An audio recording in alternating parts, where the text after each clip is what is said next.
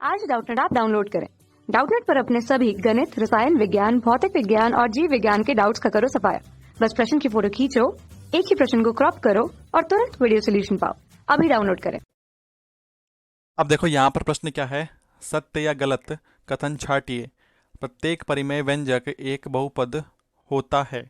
देखो यहाँ पे क्या बोला है कथन में कि प्रत्येक परिमेय व्यंजक जो है एक बहुपद होगा। ये देखना अपने को सत्य है या फिर असत्य है। ठीक है, तो सबसे पहले अगर परिमेय व्यंजक की बात करें, देखो परिमेय व्यंजक, देखो अगर ऐसे लिखा हुआ हो अपने पास में परिमेय व्यंजक जो है, अगर ऐसे लिखा हुआ हो कि पी एक्स बटा क्यू एक्स अगर लिखा हुआ है, तो यहाँ पे देखो इसके परिमेय व्यंजक होने के लिए पी एक्स व क्यू एक्स जो है ये बहुपद होने चाहिए, बहुपद होने चाहिए, बहुपद होने चाहिए। और साथ ही देखो जो यहाँ पे हर में लिखा हुआ है क्यू एक्स, ये जो है जीरो के बराबर नहीं होना चाहिए। ठीक है, तो ये एक परिमेय व्यंजक के लिए शर्त होती है।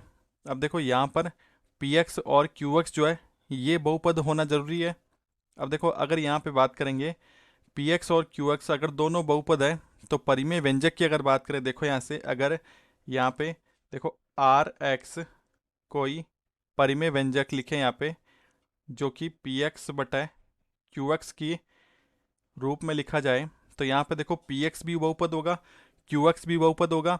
और यहाँ पे देखो जो हर में लिखा हुआ है ये क्यू एक्स जो है ये जीरो के बराबर नहीं होगा। लेकिन यहाँ पे क्या बोला है कि प्रत्येक परिमेय व्यंजक यानी यहाँ पे जो आर एक्स है ये बहुपद होगा। ठीक है, तो आर एक्स बहुपद है या नहीं है, इसके लिए अगर बात करें, देखो यहाँ पे जब इसको हल करेंगे तब जो अपने पास में परिणाम आएगा, अगर उसके अंदर जो चर आ रहा है उसकी घातें क्या होगी, पूर्ण संख्याएं होंगी, तब क्या होगा, ये बहुपद होगा, अन्यथा नहीं होगा। तो सदैव तो ये क्या होगा, सत्य नहीं होगा।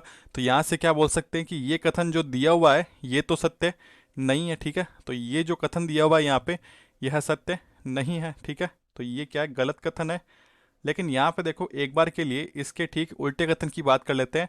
एक बहुपद एक परिमेय व्यंजक होगा। ठीक है, अगर यहाँ पे देखो कोई बहुपद लिखा हुआ है जिसको यहाँ पे देखो अगर डी एक्स से दर्शा लें, अगर ये कोई बहुपद लिखा हुआ है तो ये जो एक परिमेय व्यंजक होगा, ये कथन जो है ये हमेशा सत्य होगा। ठीक है, क्योंकि बटा में एक करके लिख सकते हैं इसको। ठीक है, और जैसे ही बटा में एक लगाएंगे तो एक जो है यहाँ पे देखो शून्य कोटि का बहुपद होता है, तो ये भी क्या है, बहुपद है, और ये जीरो के बराबर नहीं है, और ये भी क्या है, बहुपद है। तो बहुपद बटा बहुपद लिखा हुआ है और यहाँ पे जो हर है ये जीरो के बराबर नहीं है, तो ये क्या होगा, एक परिमेय व्यंजक होगा। तो अगर ये कथन लिखा हुआ होता है यहाँ पे कि एक बहुपद जो है एक परिमेय व्यंजक होता है, तो वो तो क्या होता, सही होता।